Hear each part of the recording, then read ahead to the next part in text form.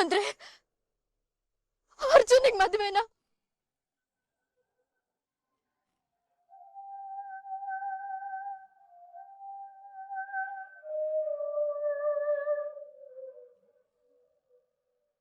Engagement function ಏನೋ ನಡೀತು madam, ಆದರೆ ನಾನು ಮಾಡ್ಕೊಂಡಿಲ್ಲ. ಆ ಹುಡುಗಿ ಮೇಲೆ ನನಗೆ ಯಾವ ಫೀಲಿಂಗ್ಸು ಇರಲಿಲ್ಲ. ಅಂತೂ ಹೇಗೋ ಕೊನೆ ಕ್ಷಣದಲ್ಲಿ ಎಂಗೇಜ್ಮೆಂಟ್ ಪೂರ್ತಿ ಆಗಿಲ್ಲ. ಹಾಗಾದ್ರೆ ನಿನ್ನ ಪ್ರೀತಿಸ್ತಿದ್ದೀನಿ, ನನ್ಗ ಹುಡುಗಿ ಮೇಲೆ ಯಾವುದೇ ಭಾವನೆ ಇಲ್ಲ ಅಂದಿದ್ದೆಲ್ಲ ಸುಳ್ಳ ಪಾರ್ಥ?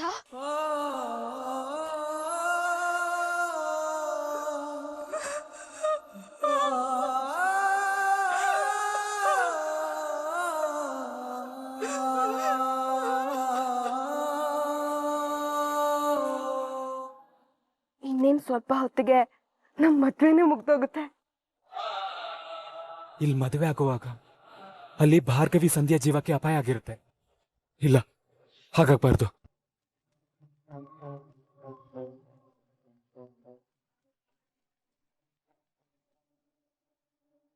ಏನ್ ಮಾಡ್ತೀಯ ಅರ್ಜುನ್? ಅಲ್ಲಿ ಹೋಗಿ ಭಾರ್ಗವಿ ಸಂಧ್ಯಾನ ಕಾಪಾಡ್ತೀಯಾ ಅಥವಾ ಮದ್ವೆ ಆಗಿ ಜೆಪಿ ಅಂಕಲ್ ನ ಮರ್ಯಾದೆ ಉಳಿಸ್ತೀಯಾ?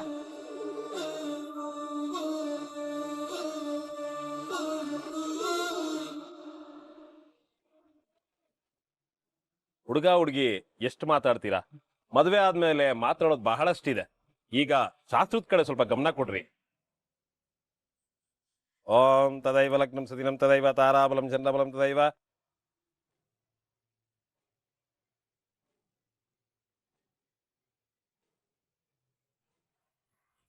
ಈಗ ನನ್ನ ಮಾನಕ್ಕಿಂತ ಹೆಚ್ಚಾಗಿ ಅವ್ರ ಪ್ರಾಣದ ಬಗ್ಗೆನೇ ಯೋಚನೆ ಮಾಡಬೇಕು.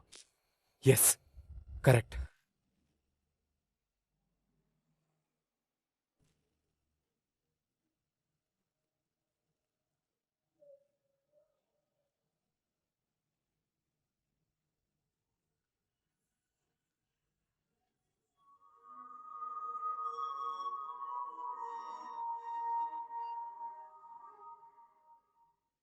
ಪೂಜೆ ಮಧ್ಯೆ ಹಾಗೆ ಎದ್ದು ನಿಂತ್ಕೊಳ್ಬಾರ್ದಪ್ಪ. ಎಲ್ಲಿಗೆ ಹೊರಟೆ ಅರ್ಜುನ್?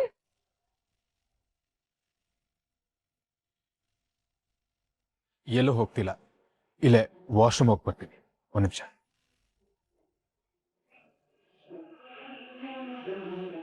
ಸರಿ, ಮುಹೂರ್ತ ಮೀರೋಗ್ಬಿಡುತ್ತೆ, ದಯವಿಟ್ಟು ಬೇಗ ಬನ್ನಿ.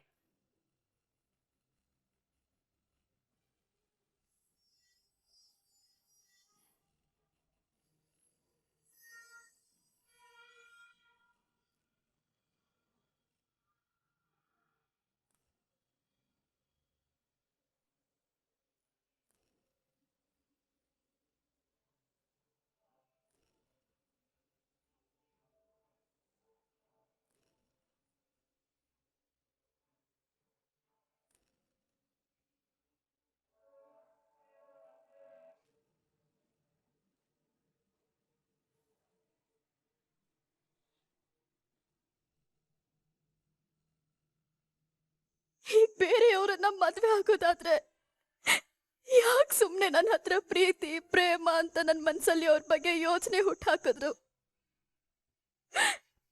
ಯಾಕೆ ನಾನು ಎಂಗೇಜ್ಮೆಂಟ್ ಮಾಡ್ಕೊಳಲ್ಲ, ಮದ್ವೆ ಮಾಡ್ಕೊಳಲ್ಲ ಅಂತ ನನಗೆ ನಂಬಿಕೆ ಹುಟ್ಸಿದ್ರು? ಅದು ಇದು ಅಂತೆಲ್ಲ ನನಗೆ ಅಂತ ಹುಟ್ಟಿರೋ ಜೀವ ನೀವೇ ಅಂತ ಫಿಕ್ಸ್ ಆಗ್ಬಿಟ್ನಲ್ರಿ ನಾನು. ಇನ್ನೇನ್ ಅಪ್ಪನ ಹತ್ರ ನಿಮ್ ಬಗ್ಗೆ ಮಾತಾಡ್ಬೇಕು ಅನ್ನೋಷ್ಟ್ರಲ್ಲಿ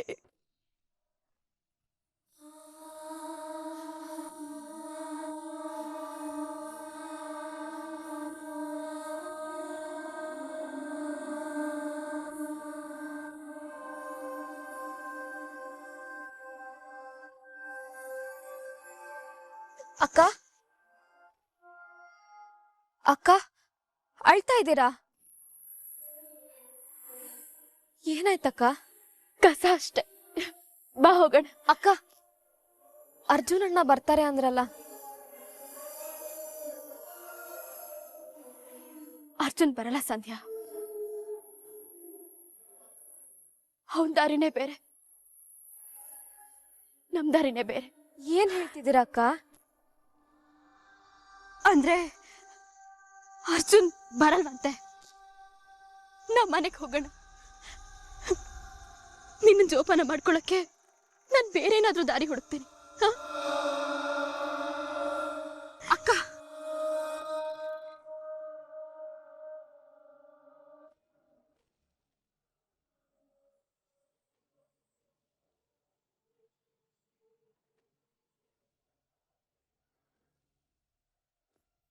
ಇಷ್ಟು ದಿನ ಎಲ್ಲದಕ್ಕಿಂತ ನಿಮ್ ಗೌರವ ಕಾಪಾಡೋದೇ ದೊಡ್ಡದು. ಅದು ನನ್ನ ಕರ್ತವ್ಯ ಅಂದ್ಕೊಂಡು ಬದುಕಿದ್ದೀನಿ ಡ್ಯಾಡ್. ನಿಮ್ ಗೌರವ ಉಳಿಸ್ಬೇಕು ಅಂತಾನೆ ಇಷ್ಟೊತ್ತು ಮದುವೆಗೆ ಒಪ್ಕೊಂಡು ಸುಮ್ಮನಿದ್ದೆ. ಒಂದ್ ವೇಳೆ ಆ ಒಂದನ ನನ್ನ ಜೀವ ತೆಗ್ದಿದ್ರು ಸುಮ್ಮನಿರ್ತಿದ್ದೆ. ಆದ್ರವಳು ಸಂಧ್ಯಾ ಭಾರ್ಗವಿಗೆ ತೊಂದರೆ ಕೊಡಕ್ ಹೊರಟಿದ್ದಾಳೆ. ನನ್ಗೇನಾದ್ರೂ ತೊಂದರೆ ಆದ್ರೆ ನಾನು ತಡ್ಕೋತೀನಿ. ಆದ್ರೆ ಕಣ್ಮುಂದೆನೆ ನನಗೆ ಹೀಗ್ ಬೇಕಾದವ್ರಿಗೆ ತೊಂದರೆ ಆಗ್ತಿದ್ರೆ, ಅದ್ರಲ್ಲೂ ಹೀಗ್ ಬೇಕಾದವ್ರ ಪ್ರಾಣದ ಜೊತೆ ಆಟಾಡ್ತಿದ್ರೆ ಖಂಡಿತ ಸಹಿಸಲ್ಲ. ಒಂದ್ ವೇಳೆ ನಾನೀಗ ಹೋಗ್ತಿದ್ರೆ ಅವರಿಬ್ಬರನ್ನು ಸಾಯಿಸ್ಬಿಡ್ತಾರೆ. ಇಲ್ಲ, ಹಾಗಾಗ್ಬಾರ್ದು. ನಾನು ಅವ್ರನ್ನ ಕಾಪಾಡ್ಲೇಬೇಕು. ಇದರಿಂದ ನನಗೆ ನಿಮ್ಮೇಲಿರೋ ಗೌರವ ಕಮ್ಮಿ ಆಯ್ತು ಅಂತ ಅನ್ಕೋಬೇಡಿ. ನಮ್ಮ ನಡುವಿನ ಮಿಸ್ಅಂಡರ್ಸ್ಟ್ಯಾಂಡಿಂಗಿಂದ ಅವ್ರ ಜೀವ ಹೋಗ್ಬಾರ್ದು. ಭಾರ್ಗವಿ ಸಂಧ್ಯಾ ಜೀವ ಕಾಪಾಡೋ ಜವಾಬ್ದಾರಿ ನನ್ನ ಮೇಲಿದೆ. ನನ್ನ ಕ್ಷಮಿಸ್ಬಿಡಿ. ಬೇರೆ ಯಾವುದೇ ದಾರಿ ಇಲ್ಲ. ನಾನು ಹೋಗ್ಲೇಬೇಕು.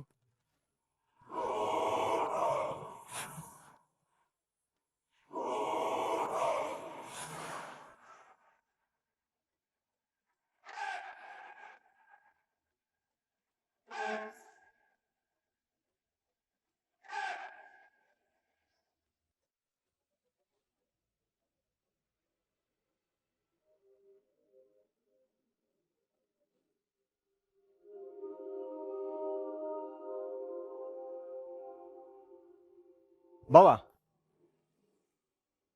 ಅದೇನೋ ಹೋಗ್ಬೇಕು ಅಂತಿದ್ದೀರಿ, ಬೇಗ ಹೋಗಿ ಬನ್ನಿ. ನೋಡಿ, ಮುಹೂರ್ತಕ್ಕೆ ಟೈಮ್ ಆಯ್ತು.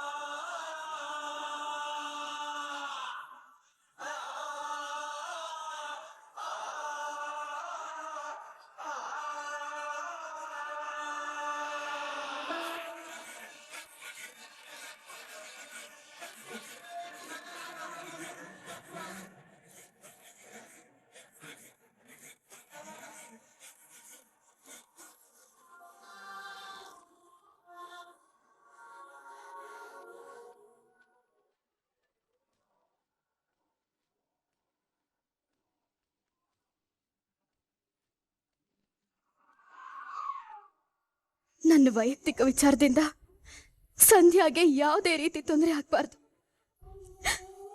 ಅವಳನ್ನ ಸೇಫ್ ಆಗಿ ನೋಡ್ಕೊಳ್ಳೋದು, ನಾಳೆ ಕೇಸ್ ಗೆಲ್ಲೋದು ನನ್ನ ಜವಾಬ್ದಾರಿ. ಮೊದಲು ಅವಳ ಜೀವನ ಸರಿ ಮಾಡ್ಬೇಕು.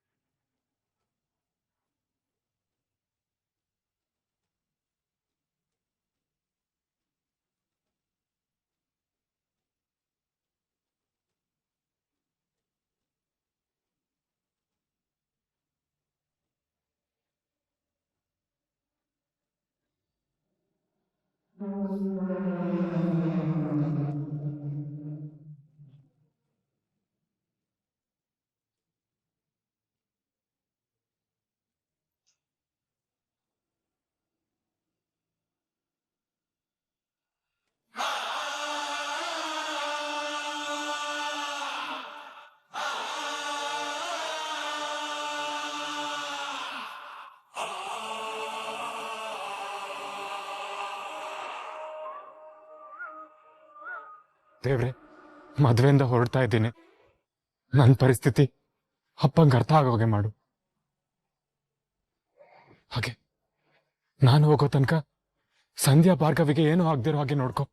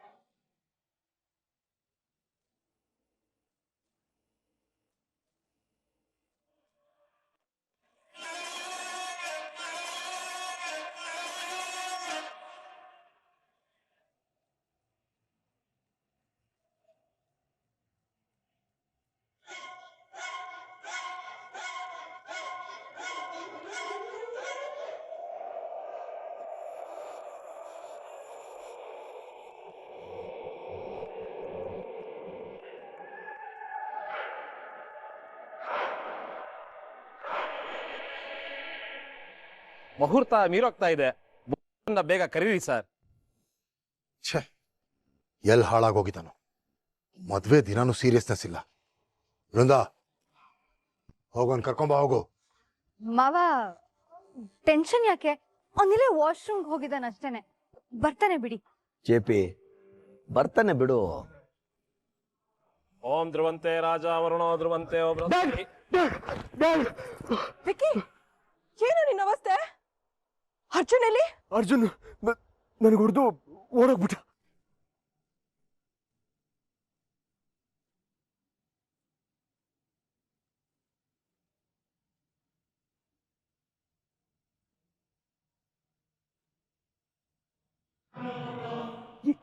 ಏನು ಹೇಳ್ತಾ ಇದ್ಯಾ? ಹೌದಳೆ, ಅವನು ನೆಪ ಹೇಳ್ಕೊಂಡು ಆಚೆ ಹೋಗಿದ್ದಾನೆ ಅನ್ಕೊಂಡ್ವಲ್ಲ, ತಡೆಯೋದಕ್ಕೆ ಟ್ರೈ ಮಾಡಿದೆ. ಆದ್ರೆ ಅವನು ನನಗೆ ಹೊಡೆದು ಓಡೋಗ್ಬಿಟ್ಟ.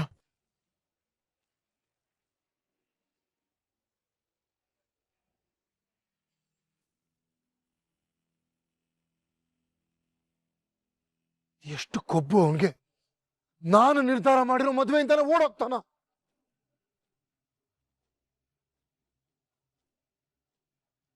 ದೊಡ್ಡ ಮನೆ ತನ್ನದ ಹುಡುಗ ಅಂತ ಅನ್ನಿಸ್ಕೊಂಡ್ರೆ ಸಾಲ್ದು, ಜೊತೆಗೆ ಅದನ್ನು ಉಳಿಸ್ಕೊಳ್ಳೋದು ಕಲ್ತಿರ್ಬೇಕು. ಛೇ, ಮೋಸ ಹೋಗ್ಬಿಟ್ಟೆ.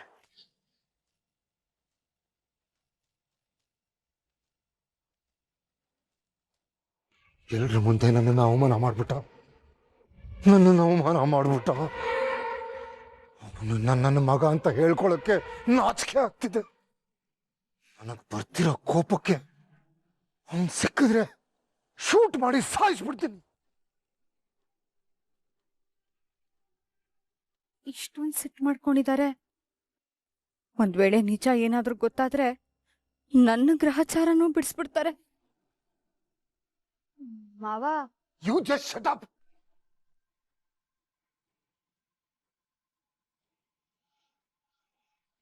ಶಕ್ತಿ, ನನ್ನನ್ನು ಕ್ಷಮಿಸ್ಬಿಡು. ಅವನಿಂತ ನಂಬಿಕೆ ದ್ರೋಹ ಮಾಡ್ತಾನೆ ಅಂತ ನನಗೆ ಗೊತ್ತಿರಲಿಲ್ಲ. ಪ್ಲೀಸ್.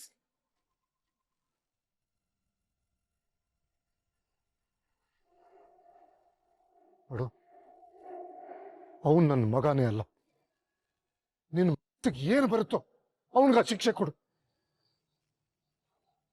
ಇಷ್ಟು ಅವಮಾನ ಮಾಡಿ ಹೋಗಿರೋ ಅವನನ್ನ ಬಿಡ್ತೀನ ಚೆಪ್ಪಿ?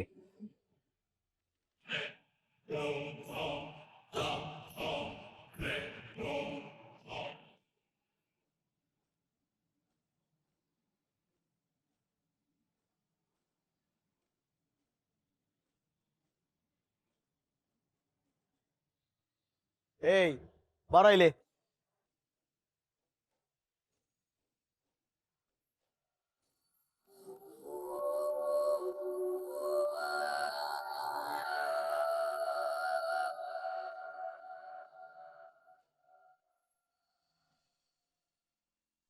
ಪರೀಕ್ಷೆ ಮಾಡೋದಕ್ಕೆ ಕಷ್ಟ ಕೊಡೋದು ತಪ್ಪಲ್ಲ, ಆದ್ರೆ ಜೀವನನೇ ನರಕಕ್ಕೆ ತಳ್ಳೋದು ಎಷ್ಟು ಸರಿ ದೇವ್ರೆ. ನಿನ್ನೆದುರು ಇಂಥ ಮೋಸದ ಮದ್ವೆ ನಡೆಯೋದನ್ನ ಹೇಗಾದ್ರೂ ಮಾಡಿ ತಪ್ಸು ದೇವ್ರೆ.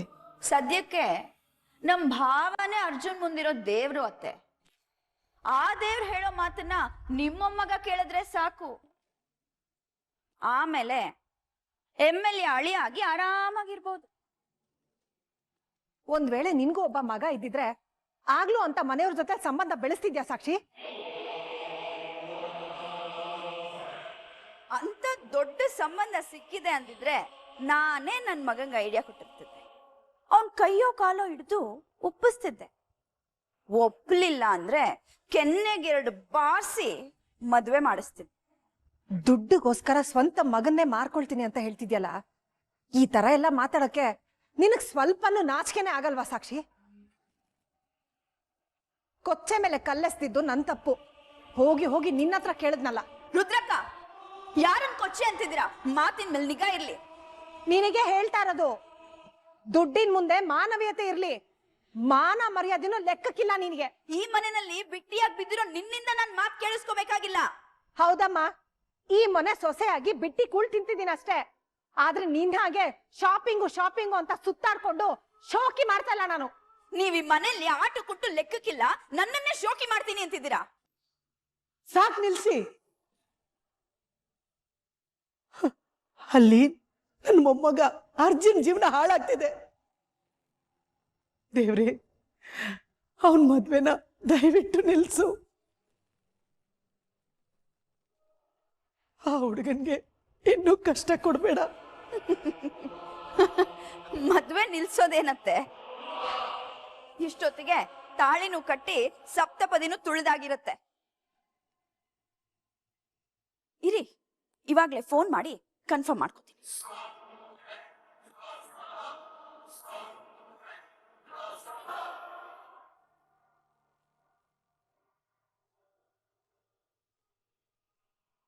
ಯಾಕೆ ರಿಸೀವ್ ಮಾಡ್ತಿಲ್ಲ? ಬೃಂದಂಗೆ ಕಾಲ್ ಮಾಡ್ತೀನಿ.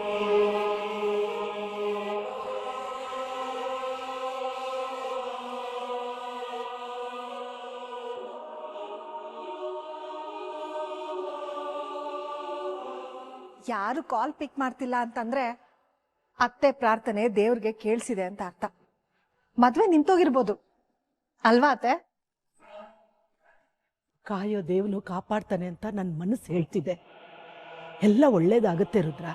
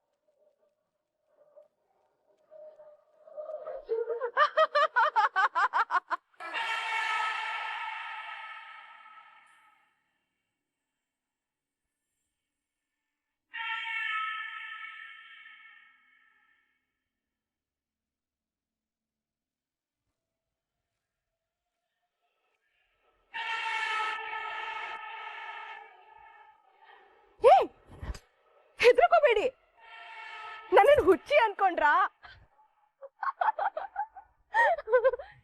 ಇವತ್ತು ನಮ್ಮೆಲ್ರಿಗೂ ಮರೆಯಕ್ಕಾಗ್ದೇ ಇರೋ ಅಪರೂಪವಾದ ದಿನ.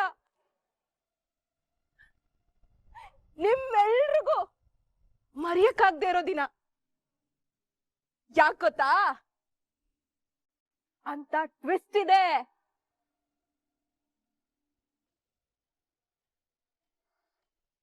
ಎಲ್ರು ಕಾಯ್ತೀರಾ ಅಲ್ಲ? Okay okay